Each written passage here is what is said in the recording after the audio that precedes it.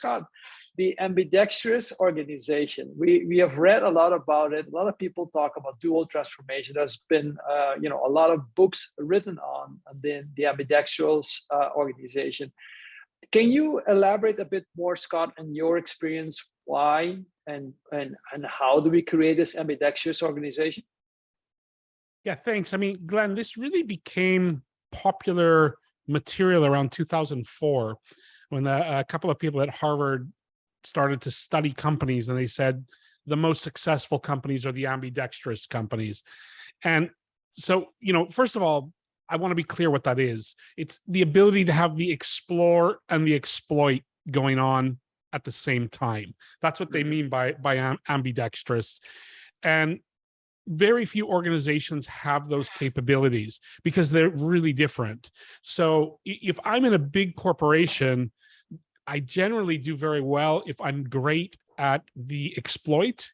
So there are incremental improvements, i.e. 5% more market share, i.e. 3% less cost, 2 days less to ship on time, et cetera, which is a really different skill set than we don't know if this will work or not. It'll probably fail, but we have to test it. And so I just came off another call where we were talking with a large multinational, and the discussion was, okay, but what kind of KPIs should we use, for example, on the Explorer? Yeah, so the further we go out in the Explorer, the less likely is we even know what those KPIs should be. Because if we don't know exactly what we're developing, we don't know what those KPIs are. And so to bring that back to your question, why should you create an ambidextrous organization? You're not going to be successful unless you're able to run, explore, and exploit at the same time. And this implies that you have to be comfortable with different KPIs, number one, that you have to be comfortable with having different skill sets, and they may in some cases even need to be completely separate organizations, because the governance models, for example, that you're using will need to be very different. That's implied just by the very fact of explore and exploit. Did I answer your question? Perfect, Scott. And that brings me to one of in my opinion, one of the strong and very powerful canvases developed by Strategy Tools, which is the strategy intro canvas, where you have core, growth, and explore really highlighted as dimensions of your overall innovation strategy and transformation strategy. So with that backdrop, Eric, I know that we've met a couple of years back in Boston at Mass Challenge. You were there in another context. Now you moved on, you created your own company. But previous to that, you had a very, very important role in innovation. I think one of the key things that I recall from our conversation was exactly that. So how do you balance core, growth, and explore innovation at a company, in your case, Ahold Delhaize, which is a very traditional Dutch company, right? Can you elaborate a bit more on that? Sure. I think, piggybacking off of what Scott was saying, I think the real key is you have to find comfort in being an ambidextrous organization. The way that I've experienced it at Ahold Delhaize, as well as other companies that I've been at, is you really need to sort of define this pipeline, the three horizons of innovation, as we call them, right? Probably most of you know about them. And that quite often the exploration area, the third horizon, is the one that is throwing out the baby with the bathwater. And because it's so foreign to the corporation, there are these corporate antibodies that understand how do we implement things, how do we make things better, but have a harder time with uncertainty. Mm-hmm. What I found is there are maybe three different components that are really key. One is the vision of the company, where the company is going to go forward, is really critical. And oftentimes, despite the fact that the CEO may talk about strategy, et cetera, they don't always talk about the vision, where the future is for the company. And so what I've tended to do is try to work from the innovation standpoint with the C-suite, with the other areas in the company, to understand what do people think of as the future, where we're going? What's the vision? Spend some time with learning about this and putting together a cohesive, collaborative, collective vision. From there, if you have a vision, then you can start mapping the work that you want to do as an innovation team from Horizon 1, 2, and 3, all of that. But without the vision, it's really hard to figure out even, is this near term, is it long term? So there's that vision that then you're connecting. Another part of it is you need to have really a culture of conversation. Corporations are really good at communicating, but not necessarily so good at conversation.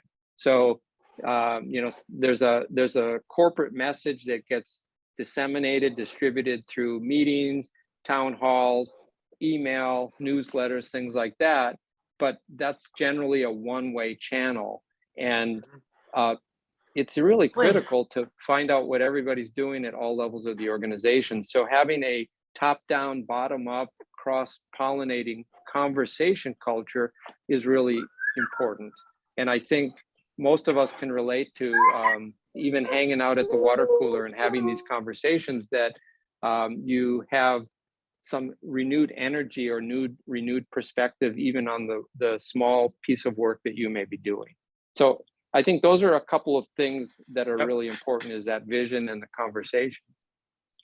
Sure. It boils down at the end of the day, towards leadership. Again, going back to what Tony discussed this morning or this afternoon about leadership and how that has a predominant, very important role in getting the teams not just motivated, but also emotionally involved with transformation. So that is a critical aspect.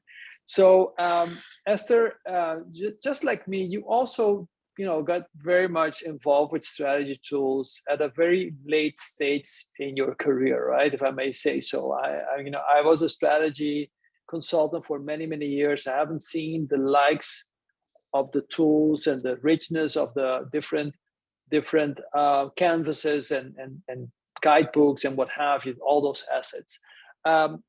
Now that you've worked with these tools and you've been, trained yourself and followed some of the training, who would you say would be the right buyer? I mean, we have partners in the audience that are getting involved with strategy tools, but who would buy strategy tools, in your opinion, from a corporate perspective? That's a very interesting question. So I know that Chris is mainly working with public companies, so my expertise lies more in international mid-sized companies, but also in very small local companies. And I can say these tools really help both. So size-wise, we can say there are no limits, right? Because the beauty of the tools is that you can customize it in the way how you moderate.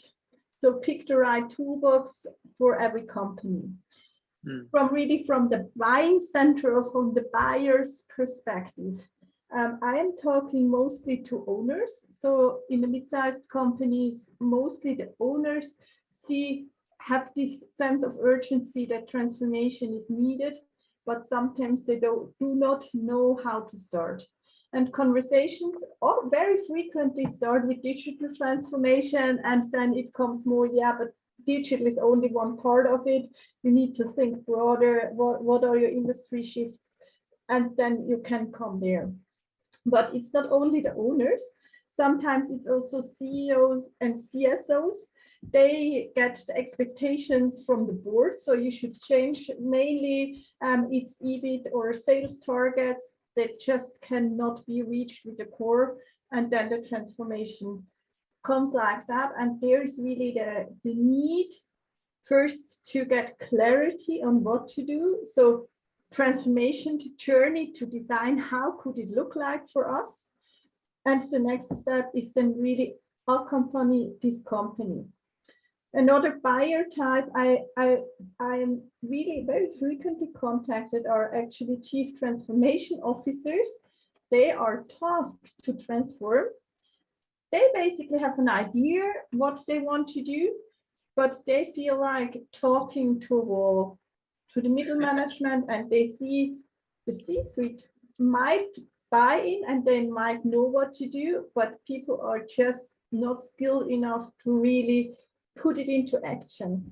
So that's where strategy tools comes in very handy, because it's easy to understand, it's visual, and you can even upskill people who don't have any idea about innovation, transformation, and strategy, because it's just easy to understand. We are humans, our strongest sense are seeing, right? So if we see something visual, then it's easier to understand. So these are the buyers for strategy tools. So most important for me is really that that we engage with people that really have the sense of urgency. Try CEO and owner to convince you to really transform. That's just not fruitful. So there should be kind of a prerequisite to kind of, wow, we need really to do something, but how? And then you can come with the whole concept. Sure. I think the reason why understanding who your buyer is and understanding who will benefit from engaging you around this transformation dilemma is critical to know how to position yourself, how to engage, and a lot of effort has to be made, I think, in understanding the circumstances, right? Of what is it that they're facing, what are the challenges that they're facing.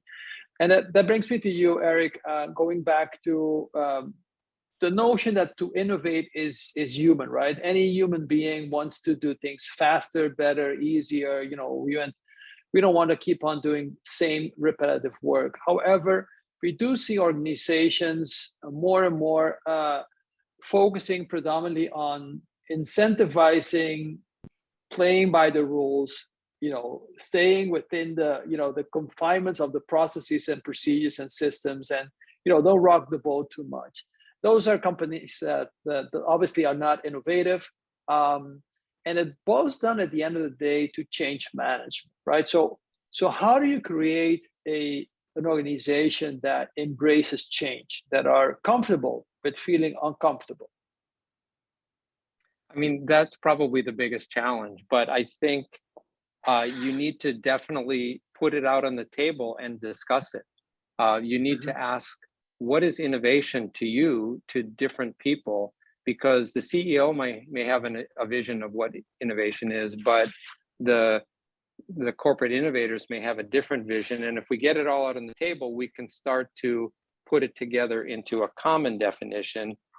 I think the other thing is making sure that the C-suite and others that have been with the company longer understand that you're not going to just throw everything out and how long we won't have lives. This is just the duration and change.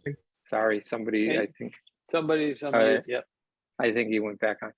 So you don't want to do it all at once. You want to implement it according to what you're comfortable with as an organization. So you can start with small changes and experiment and test. It's the startup way. It's the startup model that we even want to follow as we're starting up companies entrepreneurially. You experiment, try something, learn from it, and that lowers the risk. And corporations are really concerned about risk. So if you can show how you can put together a plan that minimizes that risk, it's so much more powerful. But also, to piggyback a little bit off of what Esther was talking about, I think that learning things experientially, working together, is so powerful. We learn so much better by doing things that are active, having active sessions where we're rolling up our sleeves and doing something strategically. I think strategy tools, although I have less experience, seems to offer a lot of that.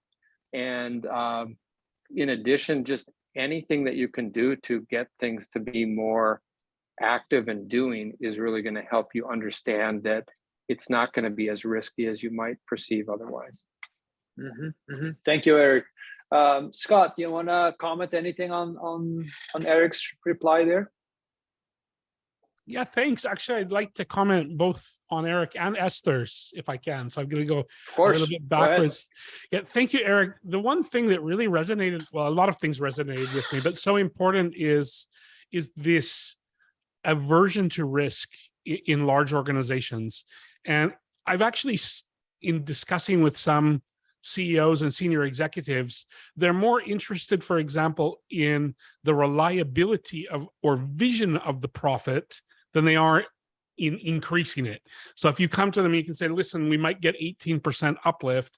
They're like, but we need to get 12. So just get me the 12 and don't talk about the 18 because that is very risky. So that aversion to risk is also trained throughout the organization, particularly if they're quoted companies, because if there's a missing in earnings or if the profitability is not predictable, then the market tends to punish them adversely.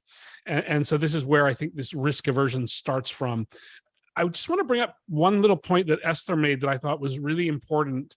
You know, your buyer in every organization is different. And how I tie these two things together is to go in and propose to an organization, we're going to launch a global digital transformation program. That's very high risk, right? Now, you could say, well, it's very high risk not to do it, but that's very high risk. So where I've had some success is starting with a region or a business unit, or you know, where sometimes in a large family office setting, they might have companies that are not connected, and we can pick one of those, or we can pick, you know, we're going to launch this in Latin America. And then if we have a good success story in Latin America, then we can go to USA, or we can go to Brussels, etc. So just that's how we can help minimize risk. Glenn, does that make sense? No, definitely. And then staying here with you, Scott, you've been in this probably the most senior ones of all the panelists on strategy. So you work with Chris, you've done so much work with him. What if you may, can you share some of the leading practices on what we have done with BTC, so building transformational company, all the program transform and all the different assets? Can you comment a bit on what in your opinion are some leading practices to make it successful? Can you see that? Okay. The 10 principles of transformation, if you work through that with any organization and people understand that, then they're on the right track. And I've had organizations say, yeah, we don't exactly agree with the 10, but then they're really splitting words and they're like, yeah, conceptually that's correct. So I would say, you know, if there's one thing that you want to master or you want your clients to master, get very good at this and get very good at understanding the context of this. So the best conversations we have with clients are when we really understand their industry, when we really understand their issue, and we can schematically discuss that with them. So to come in and not say, you know, let's talk about what your industry shifts could be, but coming in and saying, listen, I bet that ruling that's coming in 2035 is going to adversely change your business. And there's going to be winners and losers in that. How are you positioning yourself to be the winner? And so it's coming back to putting it into the context of the issue that client is facing or their industry is facing, and then being able to build on a solution for that. The companies I've seen that are most successful in using these types of programs are companies where the learning mindset is already present. So, and this is something I'll be very clear of. When I meet with a CEO or a board member or a key opinion leader for the first time, I actually say to them, listen, you know, in 10 companies, we're probably a great fit for 2. And the other 8, let's have a nice lunch or a nice coffee and we'll stay in touch. This does 2 things. One, it lets people be, you know, aware. They can say, listen, you're not a good fit for me, because the last thing I want is someone to politely say, could you build me a proposal on that, when they have no intention of accepting that or of really even contemplating it. And the second is so that we can get the objections on the table right away. There as you know, several different solutions and advisories and several different approaches. They all work for certain companies. So I want to find the organizations where the leaders have the same approach we do. And that's a learning approach. It's not a telling approach. It's not a command and control approach, which, by the way, all those approaches work very well in many organizations. So I'm not saying our approach is better.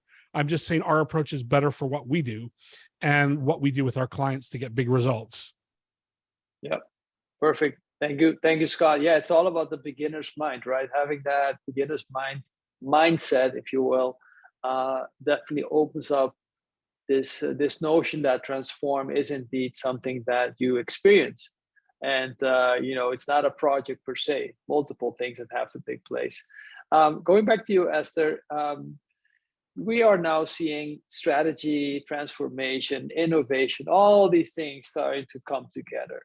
The chief strategy officer is sometimes called the chief transformation officer, sometimes it's the chief innovation officer. So as these things are becoming much and much more the norm, if you will, why are some corporations more successful than others? If it's so evident that we have to do all three of these things right, why is it so hard? That's a very good question, Glenn, and sometimes I'm asking myself that. It's so obvious, and we have everything, and I mean, there was a lot of research, still is, we have tools, we have many good examples of companies, we have many bad examples of companies. Why is it not working? And it's really a topic that I'm genuinely interested in, and also researching and feel researching a lot. So I think there's really still something like innovation, or now also strategy theater, so that it's not really understood of a company that it must transform, and it needs to embrace this kind of iterative strategy, strategy as innovation approach. So that is, we hire a CSO or a CIO, and this poor guy or lady is just sitting there and talking to walls. So that's where we can come in to help. But what is really the underlying root cause of that? And I think it's really many people. I mean, there are two kind of people, right? Some, they really flourish in the VUCA world, they love it, they see it as an opportunity, they try out things. So as Scott said, learning, and people embrace learning, love that. And I think these companies, they are really successful. But many companies, and I mean, the people in there, they have been educated to be very risk adverse, so they were risk adversity was kind of a competitive advantage, let's say, to do the career. So uncertainty is not a thing they like. There is a lot of fear to probably kill their own career or even the company, and then it's more like the theater. And I mean, the good old strategy process, a rigid plan, you know what to do, and then probably it's just a pandemic's fault that it didn't work out. We have also in some companies a lot of management turnover. So that is also one point, that if you probably in one time you have really great management team who embrace it, but then they change and it's all back to square zero. So I think that's really something, but it's not lost. And I think that's really where also the transform simulation comes in, because you can also teach people to kind of overcome their fear, right? And if they really see and have the aha moment, then they see, oops, it's probably I should be more fearful of doing nothing than of trying out, let's say, small options for the future, like Rita says. That's actually a risk reduction to do it, but just doing nothing and not work iteratively on the strategy, that's really a risk. But I think that's really a lot of education and also immersion into what can happen if we don't act now and if we don't embrace and evidence we have. The for one element, it's the fear of missing out, and on the other hand, fear of doing nothing, right? So you have to really trigger that mindset. And you mentioned the Transform simulator for those that are new to strategy tools. It's one of the leading simulators developed by strategy tools. Scott, I know you've run a couple of these. Can you elaborate a little bit more? When do you feel that the simulator, or bringing that kind of learning experience into the play when you're trying to help a company transform? What would be the right moment, and to whom would you position the simulator? Yeah, so I'll start with every consultant's answer. It depends. And then let me say that there are a few different ways you can do this. The issue is, when you talk about strategy and you talk about transformation, it's almost like talking about driving. So if I were to ask everyone in this group, who is an above average driver, the majority of people would put up their hands and say, well, I'm an above average driver. And the issue, of course, would be that would be impossible, because there would be an even distribution throughout the group. It's the same thing when I talk about strategy. If I go and I talk about transformation with a CEO or a board member or a senior manager, they're not going to tell me, well, we're not very good at transformation. They're going to say, like, well, I'm really good at transformation. It's the rest of the team that, really struggle with this. It's because we have low bench strength. And so what I like to do is to bring transform in as almost a discovery exercise, where I say, okay, we're going to run a day of this. And during that day, you'll get a lot of snapshots on people's behaviors and how they act. You'll generally see a CFO that will really double down on, they want all core business models because they know how much cash they generate and they're really comfortable with that, and they'll start modeling it in Excel. And of course, they'll see that this is not generating results for them. So this then gives people the motivation to want to learn more about transformation. So what I've done is I've used this as the icebreaker with that company or that group of people, so that now they can say, I want to learn more about transformation. Then I run them through building the transformational company, the program, and then bring them back for another day of transform. And they can see how far they've come. So, and their performance level will go from here to here. And then you link that to, now where is that going to show up in your daily decision-making in your real business? So that's how I find the simulation works best, not selling it as a one-off or as an experience, but rather part of a larger process to accelerate change. Good.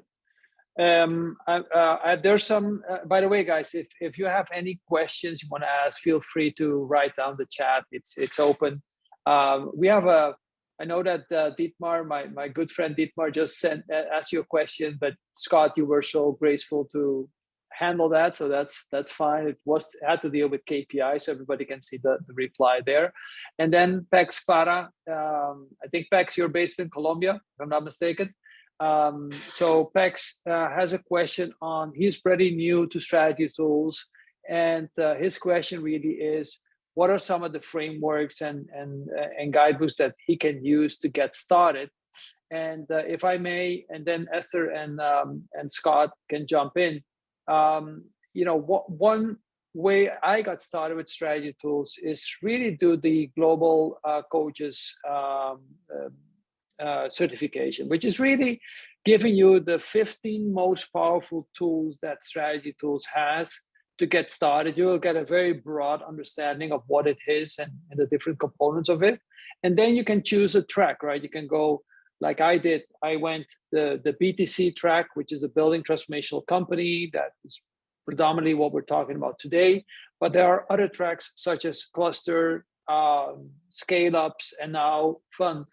So I think that there's so much that you could get and get involved with, PEX, but I would start with the global coaches training first. It's a self-study, and it will help you, get acquainted with the various contexts and topics that we're covering today. Esther or Scott, any other tips? Yeah, I think that's, Glenn, that's so I would recommend the same.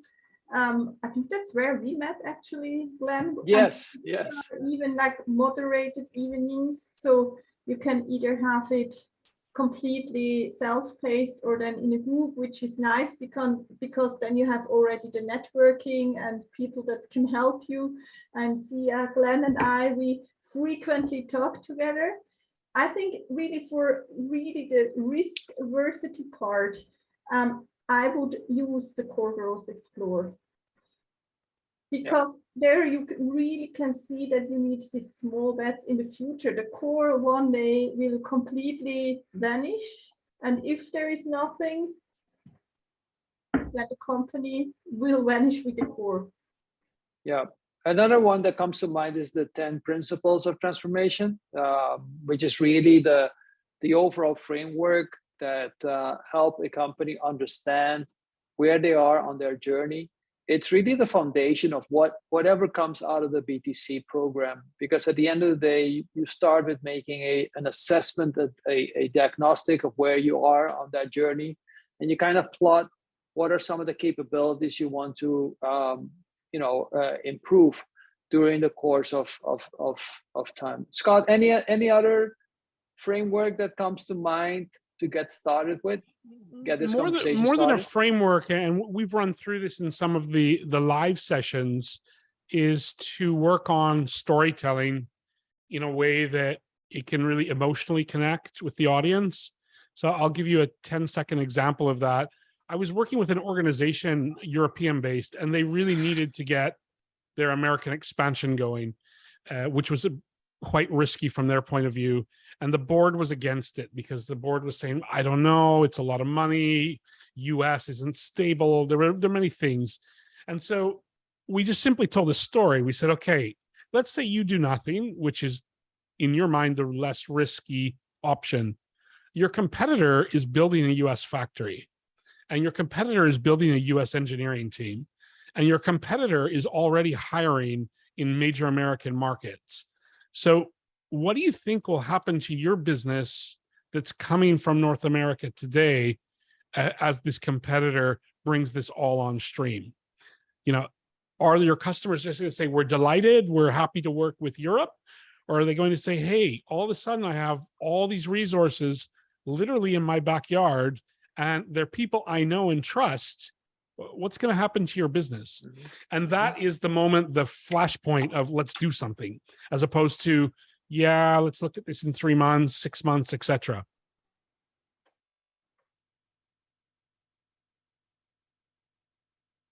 Did somebody mute you, Scott, or? No, I was finished. That was my point. Okay. that was it. I just stopped. Thank you so much. Hey, going back to Eric. Eric, we talked about risk averse versus the explore horizon, and how we have to cope with the ambidextrous organization, dual transformation. In your experience, how do you create an innovation culture when you have an organization which is such against changing and transforming, but at the same time, industry shifts are indicating that they have to, otherwise they'll lose relevance, they'll lose market share, they'll lose. All the indicators are there.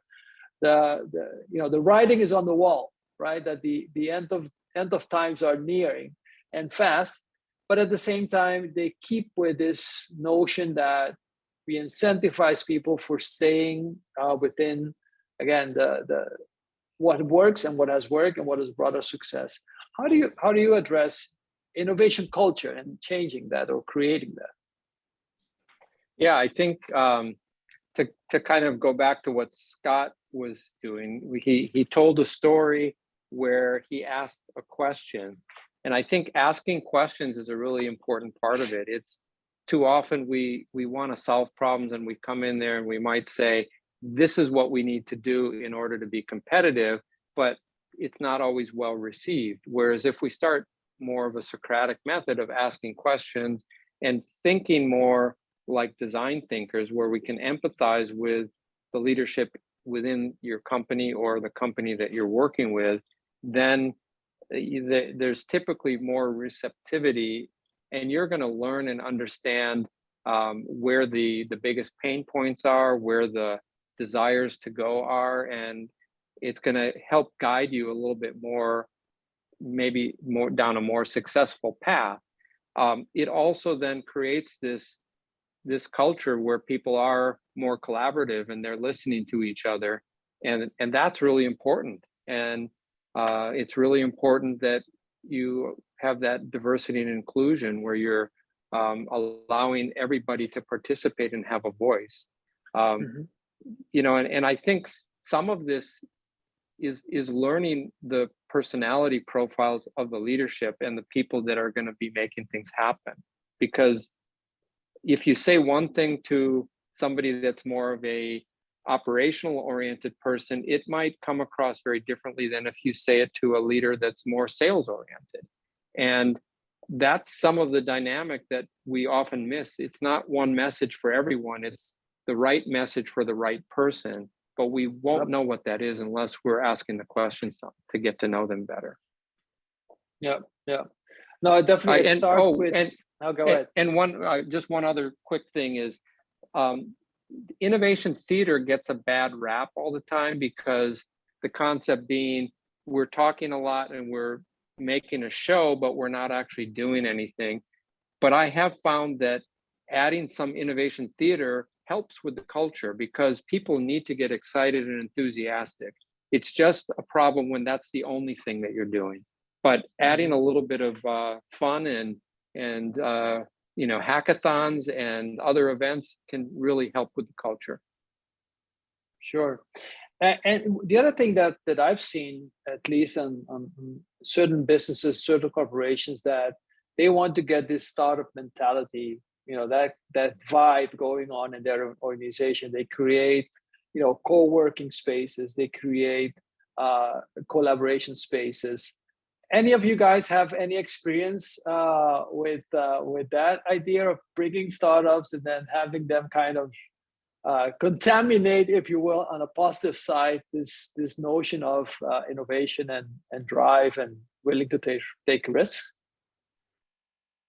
I think, I mean, I have a lot of experience also with corporations that built big innovation labs, that hired 20 people in innovation, but the core is also, it's not really well thought through. It's more the board comes and say, hey, C-level, we need to do more on innovation.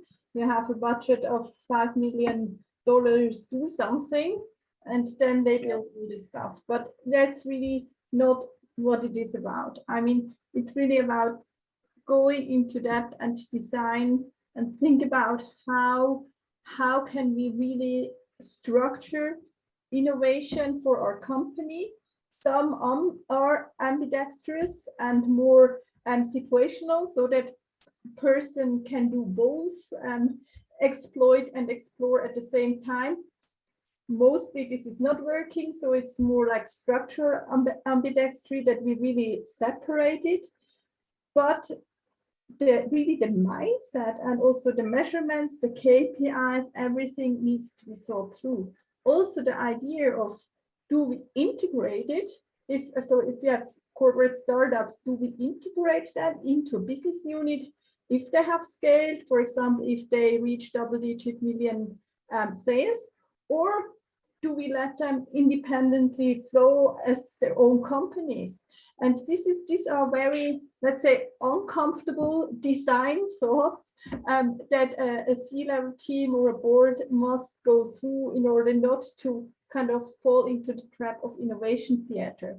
And my experience is really to start small, not to put a lot of money into nice buildings and innovation labs, but really to start small, start with 1 or 2 people, give them tasks, give them milestones, and then see how it evolves. It can actually become a big thing, but it's important to manage expectations. Just because you hire a lot of highly intelligent people and put them into a nice building, you don't grow innovation necessarily.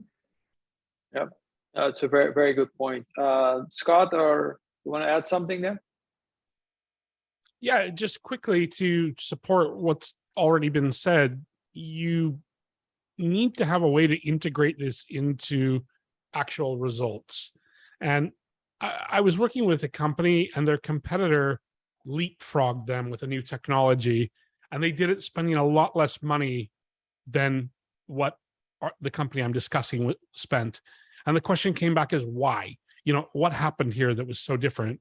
And what happened was the other organization became really good at working with a couple, literally two scale ups, and they bought a piece of those and then they licensed the technology from them, and they were able to go really far ahead. Whereas this group was so busy building the perfect castle that they missed the opportunity. So I'd reinforce Esther's point: start small, do something that is easy to manage, and be sure that you can integrate it into your bigger business.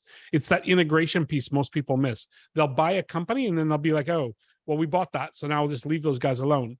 It's like, no, you can't leave them alone. You need to bring them into your structure, and that's when the friction starts.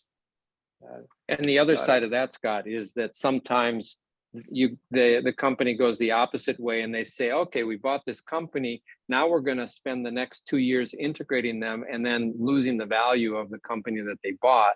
So there really has to be a balance. And you know, it could be that you go on two parallel paths, where one is you work on integrating as well as moving the existing startup forward or keeping them going, so that you're getting the advantage of that startup while you're integrating it, so that you're not running on multiple tech stacks and creating more chaos. Thank you, Eric.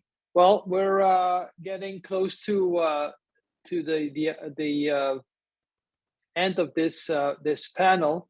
I do want to ask my fellow panelists to give some parting advice, some wise words, and again from myself and from the organization of this summit. I'm extremely honored and delighted to have you guys as part of my panel. So go ahead, Esther, let's start with you. Some parting words, and then we move to Eric, and then we finish with Scott. So, I mean, if I would have cracked the code, I would be rich. So what I say as an innovator, strategist, and transformator is you also need to kind of take care of yourself, right? And so that's why I'm really enjoying this group, to talk with people on this level, to learn from each other, and then really go like loaded with fresh energy back and helping companies to transform and to implement it. And I think that is also key learning for myself, that you really need these friends and these colleagues around that you can talk to, peers that are probably not in your business, not in your client's business, but that really have a focus on this topic, because it is very special, it is hard, and it's new for many, many companies. Thank you. Excellent. Eric? Sure. So I'll pass on something that I've talked to my teams about. Innovation is like getting up on the wrong side of the bed and realizing that the right side was the wrong side. And because in a corporation, you really are doing things a certain way and you think it's right, but quite often it's wrong. And you need to try to change that mindset, and sometimes force yourself to get up on the wrong side of the bed. Perfect. I just want to mention something that Eric is doing, and I think it's fascinating. As we all know, Ukraine is in a terrible situation, and Eric, in our conversation, he mentioned some of the work that he's doing to get the country rebuilt, and he's actively involved with supporting startups and scale-ups, entrepreneurs that are fleeing or have fled Ukraine and are now located in Poland. Eric, do you want to comment very briefly on what you're doing there, my friend? Sure, thanks. I'd love to. Yeah, we as innovators, a group of us in Boston said, hey, what can we do as innovators to help with the effort? And we recognized that millions of people had fled to other countries.